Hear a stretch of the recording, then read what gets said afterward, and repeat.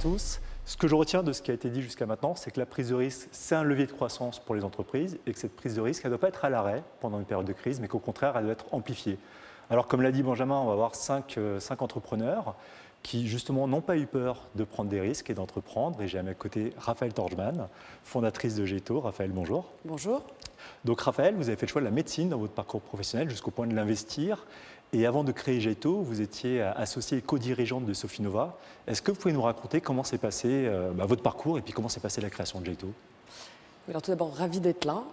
La médecine s'est effectivement transformée en investissement et je voudrais dire que la médecine, c'est le driver principal puisqu'on peut servir le patient et en même temps, en faisant de l'investissement, servir nos investissements et nos investisseurs et faire du retour sur investissement.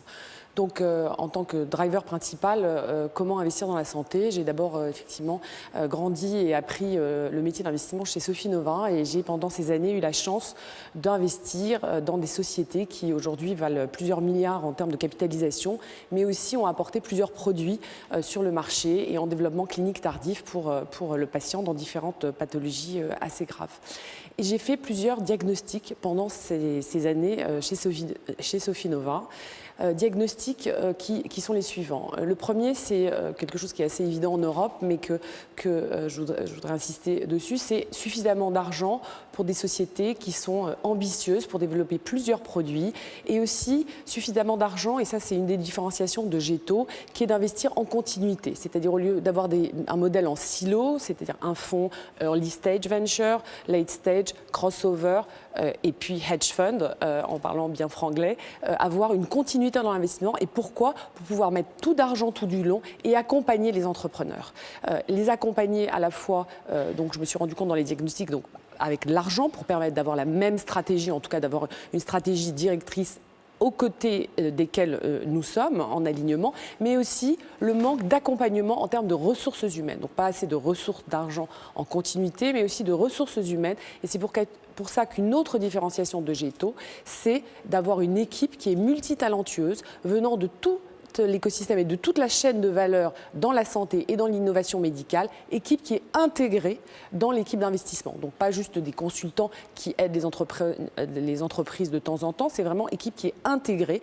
Et aussi une autre différence, c'est de travailler pour servir l'entrepreneur. Il faut travailler de façon collaborative, vraiment avoir une équipe et non pas un partenaire par deal qui fait qu'on sert encore mieux l'entrepreneur et l'entreprise de notre portefeuille. D'accord, donc finalement, vous incarnez un nouveau mode de fonctionnement des fonds d'investissement qui se transforment, y compris dans leur dimension managériale.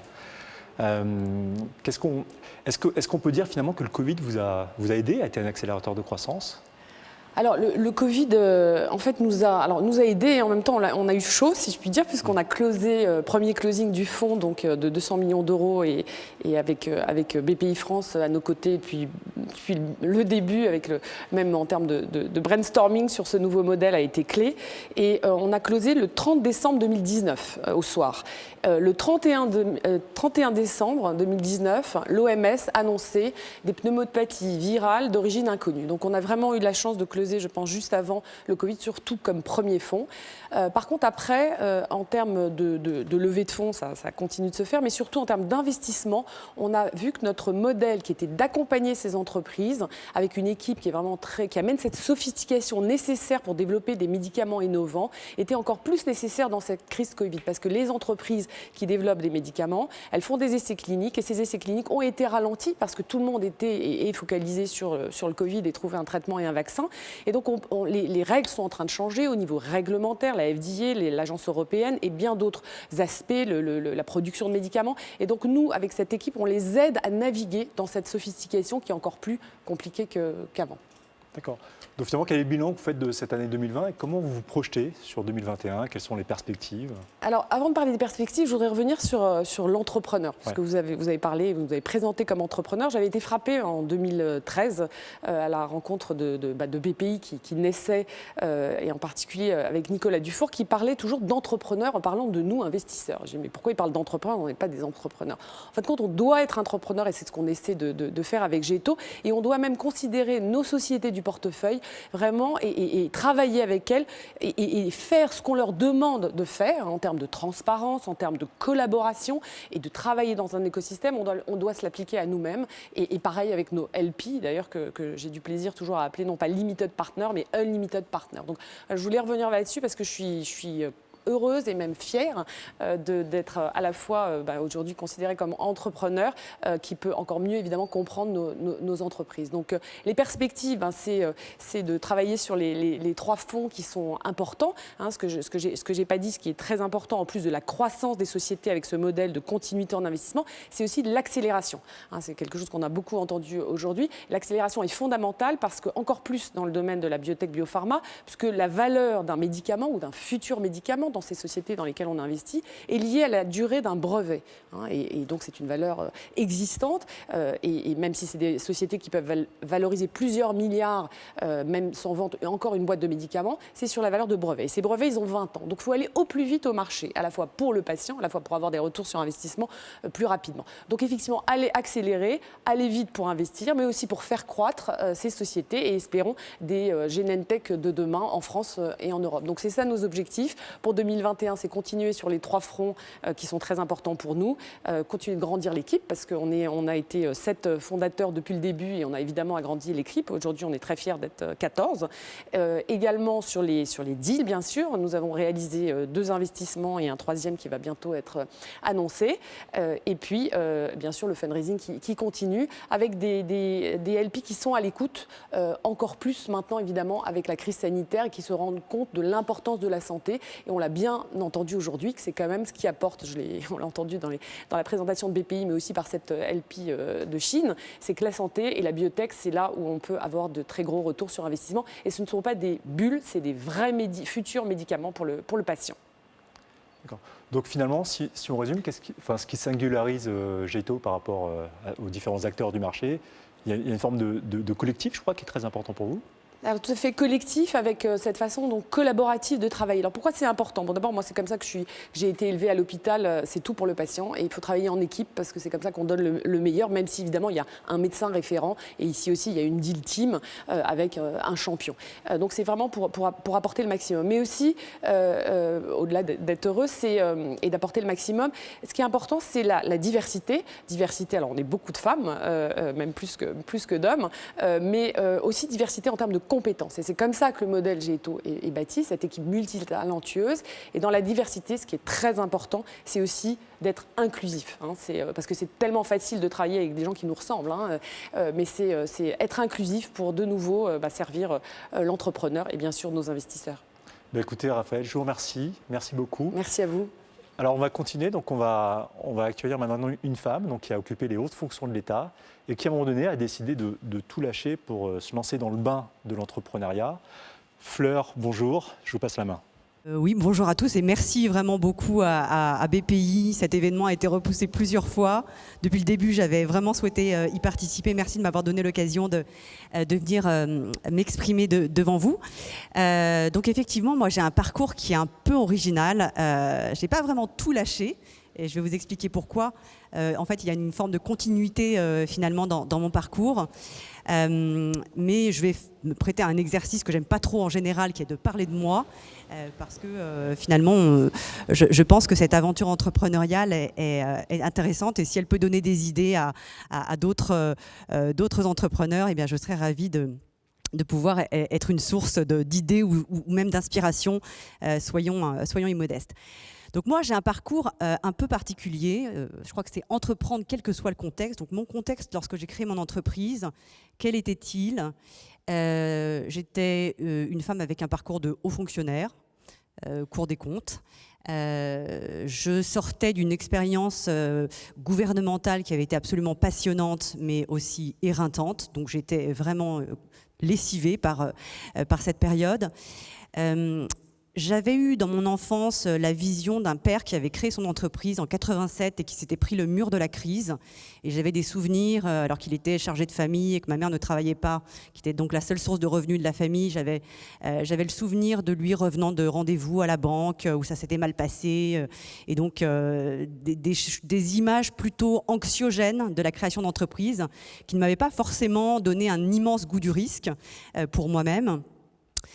Et puis j'avais 43 ans à l'époque, donc à la fois jeune, enfin je trouve que c'est jeune, mais enfin c'est pas si jeune que ça. Aujourd'hui je vois beaucoup d'entrepreneurs qui ont la vingtaine et donc bon, c'est un milieu de carrière on va dire, donc pas forcément les meilleurs ingrédients pour commencer une carrière entrepreneuriale. Et puis finalement, comment se sont passées les choses? Donc comme toujours dans la vie, c'est à la fois des rencontres, de la chance, des hasards, des alignements de planètes. Donc pour moi, comment ça s'est passé? D'abord, j'ai eu une sorte d'inception, je ne sais pas comment on peut dire, de quelqu'un a planté la graine de cette idée de faire du venture capital que je n'avais absolument jamais eu en tête. Et c'est un grand patron français, c'est Maurice Lévy. Je dis son nom parce qu'en fait, je lui dois finalement beaucoup. Je ne me suis pas rendu compte sur le moment. C'est Maurice Lévy qui m'a parlé du capital risque, qui m'a dit il y a des équipes, tu pourrais rentrer dans une équipe et puis ça t'irait très bien, etc. Et donc c'est lui qui a planté cette graine dans mon esprit, mais ça restait encore assez théorique à l'époque. Et puis ce qui s'est passé, c'est que j'ai été invitée, alors vraiment ça n'avait rien à voir, mais j'ai été invitée en Corée, qui est le pays où je suis née, mais avec lequel je n'avais pas vraiment de lien puisque j'ai été adoptée. Donc un pays que j'avais très peu fréquenté finalement, sauf à l'occasion de quelques visites officielles. J'ai été invitée à inaugurer une exposition. Et donc à l'occasion de cette visite, j'ai pris le temps de rencontrer des gens que j'avais rencontrés précédemment, qui en fait étaient notamment le fondateur de la plus belle success story de l'Internet en Corée. Cette personne, donc Lee Hae-jin, est un entrepreneur absolument visionnaire qui a créé une entreprise qui s'appelle Naver, qui a créé cette entreprise en 99.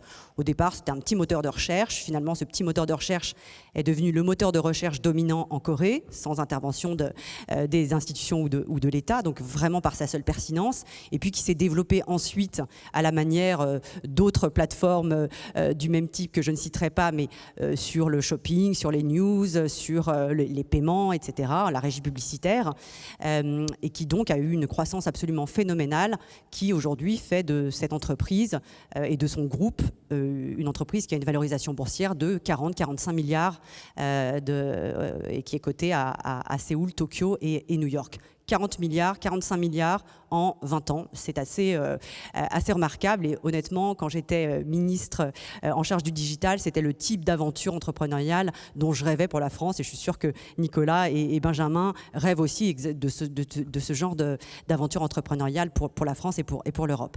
Et donc, le fondateur de cette entreprise était un peu obsédé comme moi, parce que bien qu'étant sortie du gouvernement, j'avais encore gardé quelques marottes, était assez obsédé comme moi par deux choses. D'abord, les notions de souveraineté économique et de capacité des écosystèmes autres que l'écosystème américain ou chinois à créer des géants de l'Internet ou des géants de la tech.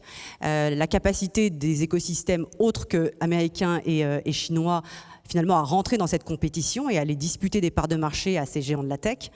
Et il était aussi obsédé par probablement une vision un peu innovante du capitalisme. C'est une entreprise, Naver, qui paye ses impôts là où elle fait des profits, qui rémunère les articles de presse quand elle les cite, donc qui a une éthique business qui est un peu différente d'autres acteurs.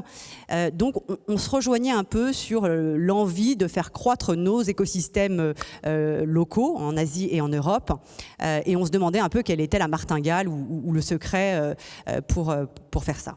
Et donc ce qui s'est passé, c'est qu'en fait en discutant, mais c'était une conversation vraiment tout à fait non business, en discutant finalement j'ai compris que cet entrepreneur s'intéressait à l'Europe parce qu'il avait vu tout ce qu'on avait fait sur la French Tech, il trouvait qu'il y avait des talents, qu'il y avait des entrepreneurs intéressants, il avait envie de s'acculturer un petit peu à notre écosystème et on s'est dit pourquoi est-ce qu'on ne crée pas une aventure entrepreneuriale qui nous permettra de réaliser notre rêve, c'est-à-dire aider les champions européens et asiatiques à éclore, à grossir, et peut-être en exploitant des synergies entre nos écosystèmes, entre nos pays, peut-être qu'on aidera ces entrepreneurs à croître davantage et à se faire une place dans la compétition internationale.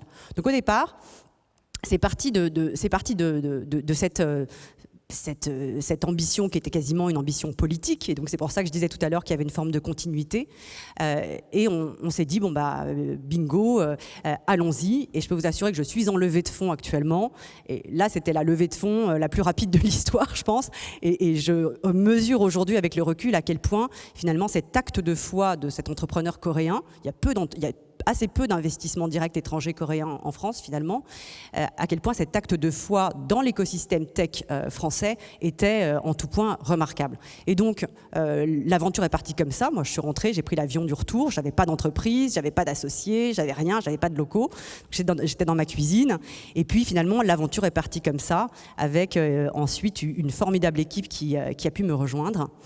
Et donc, aujourd'hui, ce que nous essayons de faire, et je crois que ça rentre pas mal dans l'épure de ces nouvelles équipes qui essayent de proposer une forme de valeur un peu différente ou différenciante, parce que c'est vrai qu'il y a beaucoup de concurrence maintenant, mais je trouve ça formidable qu'il y ait un renouvellement aussi dans les équipes de gestion à Paris. Nous, ce qu'on essaye de faire, c'est qu'on essaye donc d'identifier des entreprises françaises en majorité, mais européennes aussi, on est vraiment pan-européens, qui ont un potentiel de champion régional, voire mondial, et on essaye de les aider à se déployer ou à se développer en Asie. Qu'est-ce que ça veut dire, se déployer ou se développer? Ça veut dire trouver des débouchés, trouver des investisseurs, peut-être trouver des technologies, parce que notre partenaire Naver fait énormément de R&D et est prêt à mettre sa technologie au service des entreprises de notre portefeuille pour les aider à croître.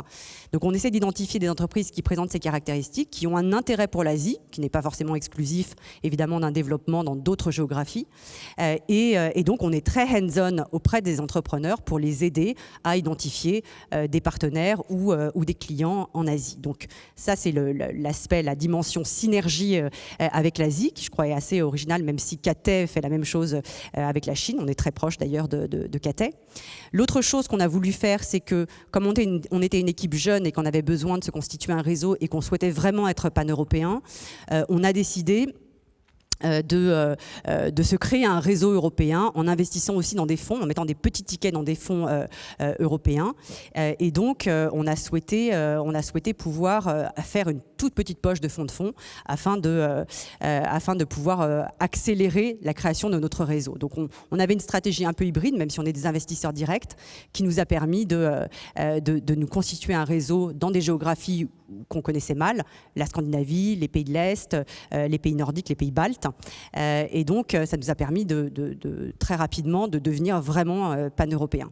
Et puis, la troisième caractéristique qui nous différencie, je crois, par rapport à d'autres fonds, sans jugement de valeur, bien entendu, en toute humilité, c'est qu'on a des profils, du fait du mien déjà, qui sont assez originaux et qui présentent une palette de compétences, du coup, assez diversifiée. L'aspect réglementaire, affaires gouvernementales, relations avec les administrations, étant, je pense, assez intéressant pour un certain nombre d'entreprises qui ont des enjeux réglementaires. J'ai un associé, Antoine, qui est à Londres. On a un bureau à Londres et un bureau à Séoul. Donc à Londres, Antoine, qui était mon camarade en prépa HEC, donc ça ne nous rajeunit pas, mais c'est une histoire très ancienne. Lui a fait beaucoup de banques d'affaires et donc c'est le deal maker. Il est parfait pour négocier les deals, mais aussi réfléchir d'ores et déjà aux options de financement ou de sortie de nos participations. Et puis Paul, qui lui a fait toute sa carrière dans le VC et qui est un entrepreneur de la tech au départ et donc qui, lui, est vraiment très expérimenté dans l'investissement. Donc je crois que nos trois profils se complètent très bien. On vient de recruter un quatrième partenaire qui est lui aussi à Londres et donc qui a également une forte expérience en growth dans un fonds anglais. Donc, voilà ce que nous avons construit jusqu'à présent avec Corelia. Et donc, nous essayons d'avoir de l'ambition, d'essayer de faire croître cette aventure entrepreneuriale. Je ne sais pas encore exactement si ça prendra la forme d'une plateforme ou si on va essayer de faire croître d'abord nos actifs sous gestion en gardant ce même positionnement. Je suis, moi, très, très, très fière de voir que finalement, dans cette génération de fonds, Raphaël parlait de son fonds à l'instant, il y a aussi plein de femmes, je trouve, qui viennent de créer leur entreprise. Donc je trouve formidable qu'il y ait ce renouvellement dans les équipes de gestion à Paris. Et moi, ce que je retiens de mon parcours, qui est un peu bizarre, parce que finalement, après un parcours dans la fonction publique, finalement, c'était pas totalement prédestiné à faire ce métier. Ce que je retiens, c'est que il y a un moment où je pense que j'ai eu un peu d'inconscience, peut-être face au pas de côté que j'étais en train d'accomplir. Je l'ai fait à un âge où c'était pas forcément facile de le faire. Je pense qu'il faut, par moment, peut-être se libérer d'un certain nombre d'inhibitions qu'on peut avoir, qui sont acquises ou qui sont liées à des souvenirs d'enfants, à des craintes personnelles. Je suis assez heureuse aujourd'hui, finalement, d'avoir été à un moment un peu, pas forcément dans ma zone de confort, mais d'avoir pris ce risque de l'entrepreneuriat.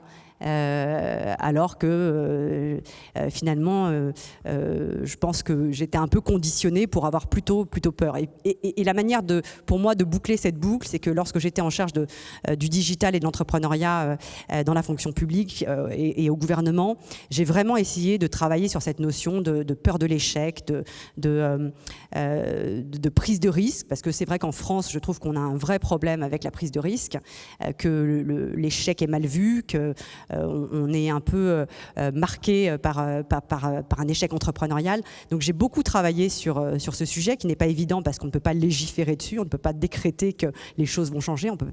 C'est une question de culture, d'habitus, d'éducation. Et donc finalement, je suis assez contente d'avoir d'une certaine façon démontré qu'on pouvait essayer de sauter par-dessus des barrières qui nous paraissent insurmontables. Donc voilà, désolée, c'était un petit peu de l'autopromotion, mais je suis très fière de voir que l'écosystème français se développe. Je regardais les chiffres tout à l'heure de la présentation de la BPI, je trouve ça formidable, ce qui a été accompli en une dizaine d'années. Je trouve que la France a un écosystème formidable, qu'on a des entrepreneurs formidables, et donc voilà, je suis ravie d'être parmi vous aujourd'hui et de pouvoir célébrer avec vous ce succès et de penser à l'avenir. Merci. Alors, on a vu des dirigeants de sociétés de gestion et on va voir maintenant des dirigeants dans le domaine de la santé et qui ont comme autre point commun d'avoir pu être entrepreneurs grâce à des fonds d'investissement. Donc Anaïs, vous êtes une jeune start-upeuse. Vous avez créé Damé Médical, qui est spécialisée dans les diagnostics de cancer de la peau. Jacques, vous êtes président d'une belle PME, BCF Life Science, qui produit des acides aminés pour la pharma et pour la nutrition. Alors Jacques, vous étiez auparavant, vous occupiez des fonctions, la responsabilité dans un grand groupe, et puis vous avez décidé à un moment donné avec un associé de partir en quête d'une entreprise à racheter. Est-ce que vous pouvez nous raconter cette démarche qui a été longue, mais sur laquelle vous avez fait preuve de persévérance? Alors moi je l'ai fait à 45 ans, donc il n'est pas interdit de le faire plus tôt. Anaïs on est un parfait exemple. En fait, oui, on était au bord d'une très belle entreprise française avec mon associé Renaud, et on a décidé de quitter l'entreprise ensemble le même jour. Et on n'est évidemment pas parti fâché avec l'entreprise en question, pour avoir notre entreprise. Donc on a lâché les deux mains et on a fait le parcours de candidat à la reprise, où vous avez votre SAS, c'est vous, il faut aller convaincre. On a cherché une entreprise pendant 14 mois. On a fait, je pense, plus de 400 rendez-vous en 14 mois. On a regardé 15 dossiers. On a perdu un dossier en finale. Et puis finalement, on a repris BCF Life Science, dont on a acquis la majorité depuis 2 ans. Et c'est le fonds MBO & Co qui nous accompagne maintenant. D'accord. Alors que, comme le disait Jacques, vous, Anaïs, par contre, ça s'est fait très vite. Donc vous êtes tombé très tôt dans l'entrepreneuriat. C'était une évidence tout de suite? Oui, ça a été un peu une évidence. C'est quelque chose que je cherchais au cours de mes études d'ingénieur puis de commerce. Et j'ai eu l'occasion de rencontrer en 2013 un chercheur. Et je me suis lancée dans l'aventure Damé Médical, qui est en fait une spin-off de la recherche publique française. Plus spécifiquement d'un laboratoire qui s'appelle le laboratoire Charles Fabry de Palaiseau, qui est une unité mixte de recherche entre l'Institut d'optique, l'Université Paris-Saclay et le CNRS. Et donc, depuis 6 ans maintenant, on a passé beaucoup de succès, à la fois techniques et cliniques. En 2017, on a eu la chance d'accueillir au capital les fonds de Kurma Partners, de Paris-Saclay Seed Fund et Idinvest. Et depuis l'été 2020, on a obtenu le marquage CE de notre dispositif médical qui s'appelle Deep Live et qui permet des biopsies optiques de la peau pour permettre justement des prises en charge beaucoup plus performantes et moins invasives des cancers de la peau. D'accord. Et justement, vous évoquez des fonds d'investissement avec lesquels vous êtes en contact, partenaires. Comment s'est fait cette mise en contact? Est-ce que pour vous, ça a aussi été tout de suite un réflexe ou est-ce que ça fait l'objet d'une réflexion? Racontez-nous. Ça a fait l'objet d'une réflexion. Je pense qu'en sortant d'école, j'avais plutôt en tête toutes les bonnes pratiques et les mises en garde d'autres entrepreneurs, mais je n'avais pas forcément l'idée en tête de la vie post-levée de fonds. Et du coup, j'étais plutôt réticente à l'idée d'aller voir ces fonds d'investissement et en pratique, j'ai été très agréablement surprise, aussi bien de l'apport financier, mais aussi extra-financier, tout au long de la durée de l'investissement, qui a permis une croissance bien plus grande que celle qu'on attendait avant d'aller voir des fonds. Donc c'est extrêmement positif. Et même maintenant, je me suis donné moi-même comme bonne pratique de partager ce retour d'expérience et de partager cette transmission aussi bien à des jeunes chercheurs qu'à des jeunes étudiants qui souhaitent se lancer dans l'entrepreneuriat. Est-ce que vous pensez que c'est important? C'est-à-dire que c'est quelque chose que vous aurez préféré avoir davantage, c'est-à-dire d'informations sur ce qui se passe pendant, sur la relation avec les fonds d'investissement, c'est ça? Oui, exactement.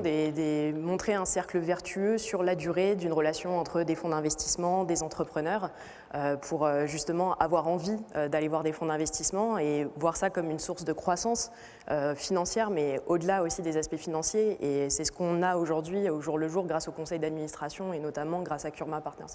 D'accord. Et vous, Jacques, donc vous me disiez que finalement c'était grâce au fonds que vous êtes devenu entrepreneur, Oui. et que vous auriez préféré que ça se fasse plus tôt? Oui, forcément, mais c'est comme ça. Mais la première chose, oui, c'est qu'un fonds permet à des gens sans fortune particulière de réaliser leur rêve qui est d'avoir leur propre entreprise. Donc ça, c'est bien grâce à un fonds qu'on arrive à le faire. Ensuite, je trouve que dans les fonds, c'est notre 3e LBO maintenant. Je trouve que ça amène, dans les choses en tout cas que je retiens, ça amène la culture de résultat. C'est-à-dire que quand on est entrepreneur, on aime bien la compétition. Et donc, ça met l'entreprise dans une tension positive. Ça, c'est le rôle des dirigeants, de transformer la tension dans une énergie positive. La deuxième chose, c'est la stratégie. Quand on travaille avec des fonds, on doit resserrer sa stratégie. On doit l'écrire, on doit la challenger, et on doit être obsédé par l'idée de différenciation. Parce que c'est ça que les gens achètent. C'est ce que vos clients achètent et c'est ce que vos investisseurs achètent chez vous. Et pour prendre un autre exemple, la RSE par exemple. Aujourd'hui, on parle beaucoup de RSE. Nous, c'est une démarche qu'on a faite depuis 12 à 18 mois, donc assez récente. Et la pression de la RSE, elle vient des clients et elle vient aussi des fonds. Et je pense que ça, c'est vertueux aussi, d'amener les dirigeants à se dire quelle est la contribution de mon entreprise, à mes salariés, à mon écosystème. Qu'est-ce qui donne du sens à ce que je fais en tant qu'entreprise et au travail des salariés au quotidien aussi. Et en parlant de sens, on avait également Raphaël tout à l'heure qui nous parlait justement du sens collectif qui faisait la singularité de Jetto. Et vous, finalement, cet aspect collectif, vous le concrétisez jusqu'au bout puisque vous partagez l'entrepreneuriat, y compris avec vos salariés. Oui, alors on a mis en place un actionnariat salarié en mai 2019. On l'a vraiment fait avec MBO & Co. L'idée, elle est simple, de dire on crée de la valeur, on se développe. Il faut qu'on crée de la valeur partagée. Aussi parce que c'est un levier de performance économique pour l'entreprise. Donc on a décidé de faire une chose très simple, c'est on a ouvert le capital de l'entreprise en créant un FCPE qui a été nourri par le versement de la participation et de l'intéressement des salariés. Il y a 4% des PME en France qui le font. Le capital, c'est encore un peu trop la vache sacrée encore, quand on est une PME. Et on a 80% des salariés qui ont investi dans l'entreprise. Et ça a été, c'est peut-être au-delà de la croissance de l'entreprise, c'est peut-être le résultat dont on est le plus fier en tout cas, avec mon associé. Et je pense que c'est pas étranger à la manière dont on a traversé la crise Covid-19 avec de la croissance et un taux de niveau d'engagement des salariés fantastique. Et ça se passe bien avec vos salariés Très maintenant. Donc on espère que ça va servir de modèle et que ça va inspirer beaucoup de monde. Pour vous, Anaïs, cette dimension collective, elle est importante aussi parce que j'ai remarqué que souvent quand on échangeait, vous disiez rarement je, mais souvent nous, pour caractériser Damae. Oui, c'est essentiel dans une deep tech, d'autant plus dans une medtech.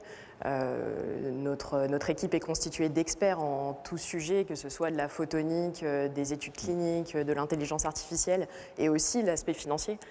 Donc je pense aussi que le rôle des dirigeants, c'est de créer ces synergies entre les différents experts, de faire en sorte qu'ils collaborent ensemble. Et c'est ce qu'on essaye de créer chez Damae Medical. Et je suis personnellement très reconnaissante de la qualité aussi bien des gens de l'équipe qui s'accompagnent, qui nous accompagnent et qui ont rejoint l'équipe aussi. Et puis aussi bien sûr des investisseurs. D'accord. Donc si on résume cette approche collective, l'apport des fonds d'investissement qui vous ont aidé à franchir des étapes, mais pour l'un plus tard que ce que vous auriez souhaité, et puis pour vous, en tout cas des questionnements et puis des réflexions qui montrent que finalement on est dans un milieu où il faut qu'on communique davantage sur ce qui se passe avant et après, c'est-à-dire entre le premier tour de table et la sortie, pour que les dirigeants soient davantage sensibilisés, même s'il y a des démarches, il faut les accélérer. Et il nous reste alors un peu moins d'une minute par rapport aux enjeux RSE que vous évoquiez. Je sais qu'il y a un sujet qui vous tient à cœur, Jacques. Donc c'est notamment l'impact dans les territoires. Oui. Ouais. En fait, pour aller vite, parce qu'on a très peu de temps, on a mis en place un indicateur dans notre entreprise qui est en fait le pourcentage d'allocation de nos investissements industriels. On investit 10% de notre chiffre d'affaires par an, on investit beaucoup. Et on veut mesurer l'allocation de ces investissements aux entreprises du territoire, en l'occurrence en Bretagne et par extension aux entreprises françaises. Donc on se donne comme obligation, comme filtre dans nos décisions d'investissement, que nos investissements profitent au territoire. L'industrie, quand l'industrie crée un emploi, c'est 3 emplois induits. Donc si on veut réindustrialiser les territoires ou les revitaliser, ça passe par là, ça passe par la volonté des dirigeants et aussi par l'accompagnement des fonds sur ces sujets-là. Merci beaucoup, merci à tous les deux. Donc on a vu différents entrepreneurs qui nous ont présenté leur vision. Il y a des choses récurrentes qu'on a vues, c'est l'approche collective, la singularité, la diversité et surtout cette nécessité de la jouer collectif, parce que c'est en la jouant collectif que notre société pourra faire face aux différents enjeux qui vont se présenter devant elle, notamment les sujets climatiques. Alors sur ces sujets, on va accueillir 2 personnes qui sont chefs de file. Donc Sophia Schmich, fondatrice de Futur Positif Capital, qui a créé un fonds dédié aux nouvelles technologies qui ont un impact positif sur la société et sur le climat. Et Dominique Gaillard, président de France Invest, qui porte haut et fort, association qui porte haut et fort le message que les fonds ont un rôle essentiel à jouer par rapport aux enjeux climatiques. Je vous passe la main.